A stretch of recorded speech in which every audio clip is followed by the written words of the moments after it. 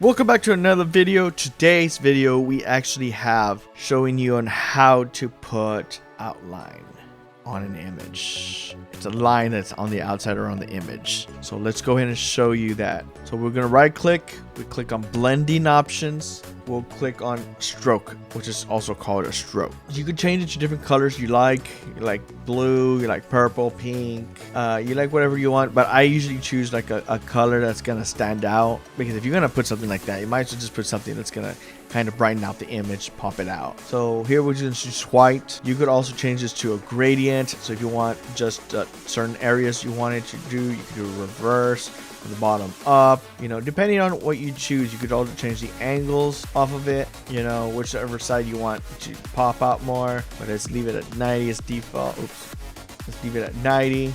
We could change the size on it, but this right here will be on the inside, as you can see right here. So we'll just put it at, let's say 15. Let's change the gradient back to color so you can see full.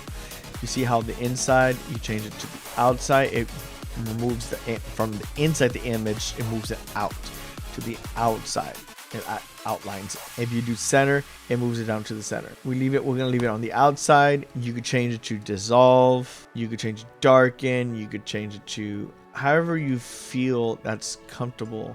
Soft light if you want it lighter tone, if you want it a hard light, like a solid, you want linear light, you know, you got different options. You could just go ahead and play around with it. You could also change the opacity on that to depending on what, like I said, whatever you feel like that's comfortable for your style. For here, we're just going to hit OK. That pretty much wraps up this video, guys. If you like to see more, please comment down below.